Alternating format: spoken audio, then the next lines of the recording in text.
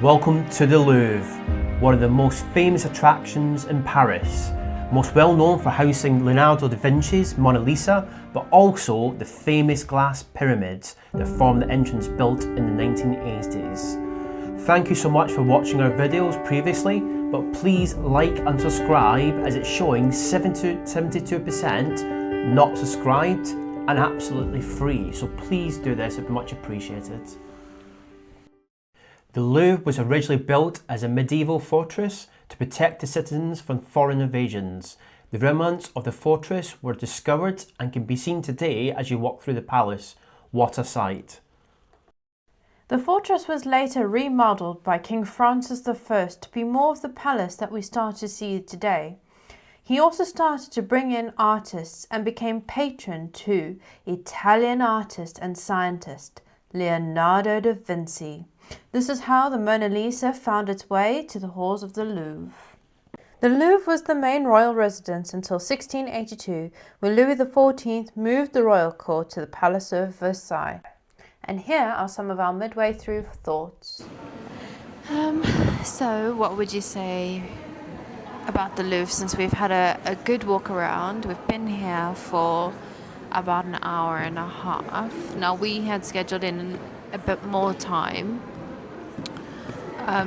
But what would be your first thoughts on the Louvre? Oh, it's fantastic.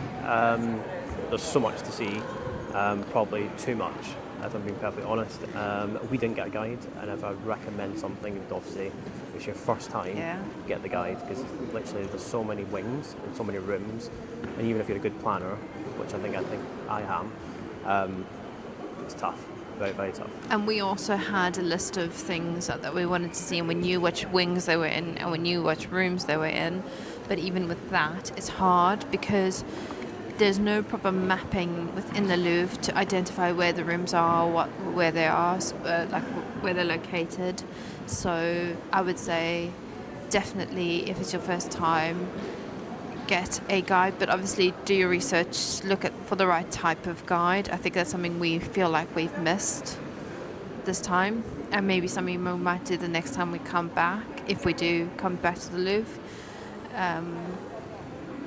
How did it feel seeing the Mona Lisa for the first time? Oh, incredible. I don't think photos give it justice. Obviously, it's the number one, isn't it, the Louvre, pretty much. But if you said to me, regardless, you have to do it in person. If you do it in person, honestly, the shows I got, I wouldn't expect I would have had it. But yeah, absolutely unbelievable. And how amazing was it seeing his other paintings, which are not as famous and not as crowded by people, because for me that was fantastic seeing those other paintings, and they were right there. You could get even closer to them than you could get to the Mona Lisa. What did you feel about seeing those? Yeah, exactly. Less crowds, and you get hidden gems, and that's what it is. It's not just about the Mona Lisa, and I think everyone they want to get it ticked off, don't they? But for me, there's so much more, and I don't think you can do Louvre in just one hit. I generally think you need to go quite a few times, and I do think the guide is the way to go. And if you do the guide, then maybe just try and sort of ask them for a certain list and say, look, okay, I want to go to these 12 places. Can you do it? I'm pretty sure they would sort of accommodate because with the money you're paying. I think probably getting a more personal guide rather than a generic guide is probably a better thing, because everybody's got different things to see, and a personal guide will probably be a bit more focused on the bits you want to see, and will know probably the best ways to go and see things like the popular ones like the Mona Lisa, which is everyone wants to go see, so there's massive crowds, you've got to go queue to get to the front, so I would definitely say that.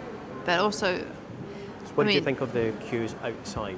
You obviously had a time slot of 9 o'clock. Yeah, so I would, if you're wanting to be the first one into the Louvre at 9 o'clock when the Louvre opens, you need to be there probably about 8, half 8. We got there at 10 to 9, our time slot was 10 to 9, and we were sort of near the back of the queue. But what I would say is that the queue actually moved really quickly, unexpectedly. We didn't expect it to move as quickly as it did. And have you got a good spot for breakfast? Oh yes, so the one thing, we'll post a video about this as well, is that we went to highly recommended boulangerie near the Louvre. It's very close by. It was only 3 minutes away from the entrance. It's the perfect spot, and it's literally Perfect across the spot. road. And normally these are sort of touristy places, and with it's a well-known place. But It's gem. well known. It's worth the hype. I wouldn't say it's necessarily a gem, but it's definitely worth the hype. And I think you're going to get good breakfast there. Home to more than 500 million pieces of art, including the famous Winged Victory of Samothrace, which dates back to approximately 190 BC. We also then come across various other Greek statues, pottery, and Egyptian artifacts. As you can see, as we make our way through these rooms, you can see the vastness of the collection, the various scrolls, the pottery, the vases, the statues. There is just so much to see as you make your way through these sections. There's so many wings and so many rooms, it's got something for everyone, which is quite good. So whatever sort of part of history you like, I'm pretty sure they've got it. We've got a huge tip, obviously we'll discuss it later on. Welcome to the big one. Look at the crowds. Let's get closer. We finally made our way to the famous Mona Lisa, which became the famous due to its being stolen. Now one of the most visited artworks and Leonardo da Vinci's most famous pieces.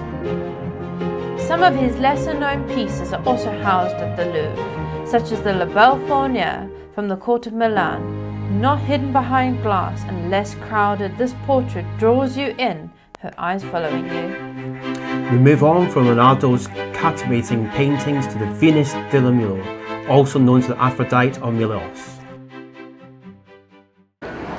So we've now, I think, finished at the Louvre in terms of seeing the artwork that we specifically wanted to see.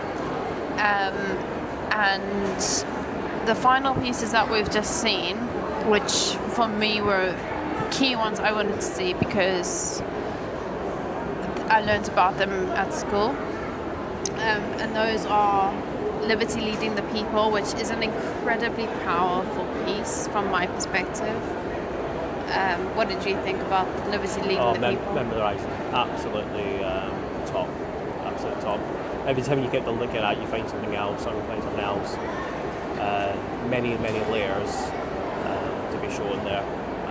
Yeah, absolutely incredible. I just stood still for like 5-10 minutes. Yeah. Memorised. Obviously, it's an important piece for the French because it depicts or highlights the key, well, one of the key elements in the French Revolution, the storming of the Bastille. And then we also saw Napoleon crowning Josephine. It's a massive painting, absolutely massive, and you can. The artist has been very clever because Josephine and Napoleon are bright, their colours are bright, their skin colours are bright, the clothing that they're wearing is this deep red that really highlights them. So it's very beautifully been done as a painting. And then the other one you really liked was Napoleon on his crusade. I can't remember the name of the painting. But you can see his horse, and I think it was his famous horse. Yeah, incredible horse, by the way. Yeah. Really good. It's like sandy gold type thing, but you can just tell the horse was full of class. Yeah. There was another Napoleon one. Yeah, there were a couple of Napoleon paintings that we saw throughout that gallery, and those must be dedicated. It must be dedicated to that particular time of his reign. We saw him. And then the one with his other horse. Yeah. That horse looked tired, so obviously going up the mountains. Yeah. It just shows the contrast and difference between the horses involved. It didn't have all sort of the military. Looked like a tired Napoleon. Stripes and stuff like that on that one tired Napoleon, and then it comes across that way. Yeah. And then I think for me, which I got giddy over, which Paul thought, what are you getting giddy over, was the painting of Marat after he'd been stabbed in the bath. I'd learnt about that at school, so for me that was a key painting that I didn't actually realise was here in the Louvre, and we came across it by accident, and I got all excited when I saw it. So the moral of the story is don't have a mistress, otherwise you might just stab you. Or your wife or your girlfriend. But from our perspective as a final conclusion here at the Louvre, I think definitely, especially peak summertime, there's not a lot of air conditioning in the Louvre. So I think it was wise that we came at 9 o'clock when we came, because I think as the day goes on, it's going to get hotter in here. And once you go into the exhibition sections, you're not allowed to take water with you. I don't know what happened when people had their own water bottles, but we had just an ordinary shop water bottle, and we weren't allowed to take it further into the exhibitions. So definitely, I'd say come earlier. Yeah, it gives you plenty of time. Probably bring a bottle of water. You can get into the main bit, but then also when you go into the wings, then also you can take a bottle. So I would certainly take that queue outside in the morning type thing, or whatever your sort of booking slot is. I would take a bottle of water to the heat. There is plenty of seating area within the Louvre. Yeah. If you need to take breaks, I would definitely, take your time. Give yourself enough time at the Louvre. So we gave ourselves plenty of time. We have finished earlier than we anticipated. But definitely give yourselves enough time to walk around, see what you want to see, especially if you're coming here on your own and you're not getting the guide as we've recommended, because you need that time. You need the time to do as you need to do. And there's plenty of bathrooms. It's another thing, if that's something you are super conscious of. We saw bathrooms dotted all over, didn't we? Yeah. And would you say like the Louvre is a must-see? So obviously, for instance, it's hiked up to the max, isn't it? Let's be honest, height. Is it worth that accolade? I think if you have more than the Mona Lisa that you want to see, then yes. If the Mona Lisa is all you want to see, then no. I do think the Mona Lisa is worth seeing, but you're paying €32 per person to just see the Mona Lisa. Whereas I think if you're going to see more artwork than that, I think definitely, pay the €32. Don't get me wrong, the Mona Lisa is gorgeous and she gives you chills and shivers. But I do think you need to have more than the Mona Lisa, in my opinion. Yeah, well, the difference is if you obviously done history in school, yeah, it's also worthwhile sort of what you're studying textbook as well as the actual in life as such. But you've got to see it. You've got to see it to believe it. I do recommend it. It is worth the hype, my personal opinion. I suppose for you, this was your first time seeing the Mona Lisa, so yeah. It is worth it. And that alone, honestly, if you don't get sort of warm to the Mona Lisa, there's something wrong with you. And I'm not, into art massively or anything. Only like to consider I'm an expert, not at all.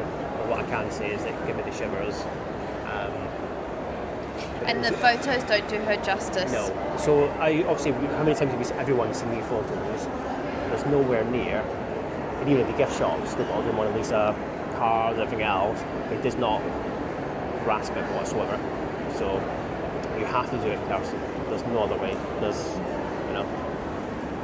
So worth the hype, you say, and you say you think definitely must be on your itinerary if you're coming to Paris for the first time. Yes, but again, obviously, it depends. If you're going here for 3 or 4 days, yeah. If you're going there for maybe 2 days, then obviously, I'm sure you'll pick have your battles. battles. Pick your battles type thing. You might be going to Paris maybe 3-4 times at some point in the next 5 years type thing. Fine. But if you've got maybe like a 4-day break, 5-day break, you have to come to the Louvre. Which were your top 2 paintings do you feel that you saw? Mona Lisa, for sure. Yeah.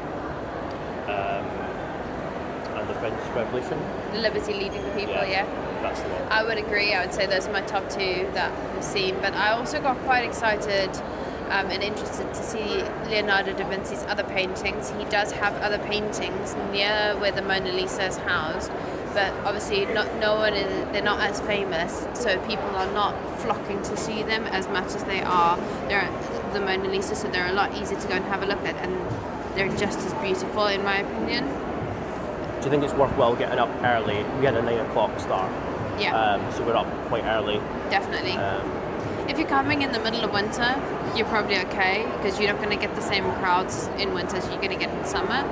But we're here in June, end of June, and I think well, now it's got really, really busy. Yeah. So for our perspective, 9 o'clock, yes, there was a queue. It's always going to be busy, let's be honest. But it didn't feel overwhelming.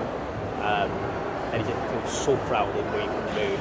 It's a bit like, when you go to Rome and stuff like that, and you go to the Vatican, Colosseum, something you feel a bit crowded, isn't it? So. Yeah. So, yeah, I would rate this as an 8.5, 9 out of 10 experience. Yeah, I would certainly say so. I'd probably say, yeah, you're right, 8.7. Yeah, must see. After the Louvre, we made a short walk to the Palais Royal, which has become famous for its white and black striped columns, which you can stand on and take a photo with the stunning Palais Royal behind you. This courtyard is surrounded by the palace walls which house Louis XIV and his courtiers. The below spaces house boutique shops to keep the courtiers entertained. As you can see, it's a great spot to get these photographs taken. Look at everyone taking their turn there to sort of go up in the columns there. Absolutely fantastic. If you go to the back, you can get some amazing photographs still standing on those black and white columns, but you're not taking up anybody else's space.